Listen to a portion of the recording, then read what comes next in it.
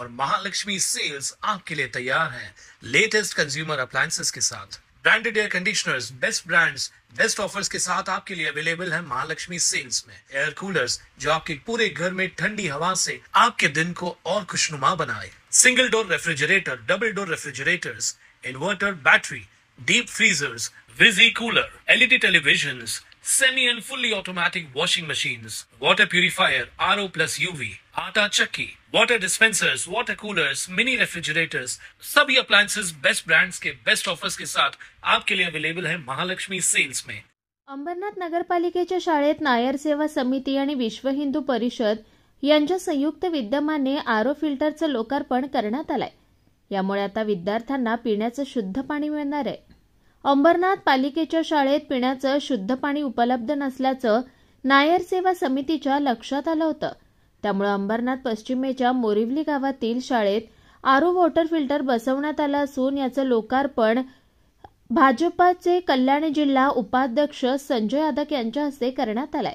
यावेळी नायर सेवा समितीचे अध्यक्ष विजयन नायर, महिला अध्यक्षा सती मुरलीधरन नायर, प्रशासन अधिकारी जयश्री धायगुडे उपस्थित होते। प्रत्येक विद्यार्थ्याला घरून पाण्याची बाटली आणावी लागत होती, मात्र आता शाळेतच शुद्ध पाणी मिळणार असल्यानं विद्यार्थ्यांच्या पाठीवरून 1 लिटर पाण्याचं ओझं कमी होईल असा विश्वास प्रशासन अधिकारी जयश्री धायगुडे यांनी व्यक्त केलाय। या शाळेत सुमारे 150 गोरगरीब विद्यार्थी शिक्षण घेत आहेत। वॉटर फिल्टरमुळे त्यांना आता पिण्याचं शुद्ध पाणी मिळणार आहे। आज नायर सेवा समिती आणि विश्व हिंदू परिषदेच्या माध्यमातून हे आरओ जलशुद्धी केंद्र इथे आपण लोकार्पण केलं आहे। आमचे मित्र आणि विश्व हिंदू परिषदेचे मंत्री श्रीकांतजी पवार यांच्या कल्पनेतनं हा प्रकल्प साकार झाला। श्रीकांतजी पवार राहतात मोरोली गावामध्ये, पण बाजूला शाळा आहे आणि त्यांना त्याची जाणीव आली की इथे पाणी प्यायला मुलांना नाही आहे। त्यांनी माझ्याशी संपर्क साधला, असं आहे आपण नगरपालिकेच्या शाळेत करू का? काही करायला हरकत नाही आणि नायर सेवा समितीच्या माध्यमातून ते आपल्याला जलशुद्धी केंद्र यंत्र मिळालं आणि आपण ते इथे केलं। माझा अजून दुसरा एक प्रश्न आहे की नगरपालिकेच्या शाळा आहेत आणि नगरपालिकेच्या शाळेला तसा निधी भरपूर असतो। मी आत्ताच इथे म्हटलं की आपण हे दिलं, पण पुढच्या काळामध्ये जेवढ्या नगरपालिकेच्या शाळा आहेत त्या शाळेला हे असे जलशुद्धी केंद्र यंत्र हे आपण सीओच्या माध्यमातून नगरपालिकेच्या माध्यमातून देण्याचा प्रयत्न करू। इसके पीछे ये है कि हम लोग मीटिंग में जैसे स्कूल को आइडेंटिफाई किया, यहाँ पे बहुत ज़रूरत है, पहले स्कूल को देखा, यहाँ निरीक्षण किया, यहाँ पे आए, देखा, उसके बाद में हम लोग को लगा कि शुद्ध पानी का बहुत ज़्यादा ज़रूरत है। हम लोग वैसे भी मतलब इससे पहले भी 2-3 स्कूल में, अंडर प्रिविलेज स्कूल में स्पॉन्सर किए हैं, फ़ीस बच्चों का फीस वगैरह पूरे साल का।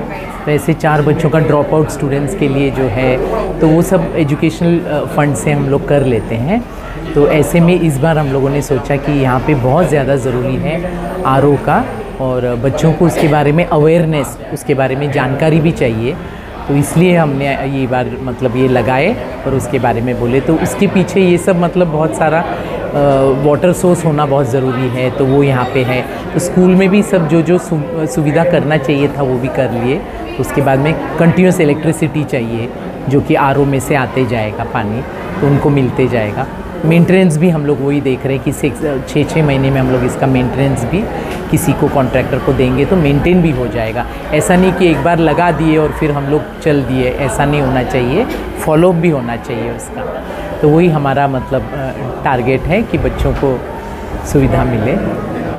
निखिल चव्हाण, स्वानंद मीडिया, अंबरनाथ। ताज्या घडामोडींसाठी स्वानंद न्यूजला सबस्क्राइब करा आणि बेल आयकॉनवर क्लिक करा।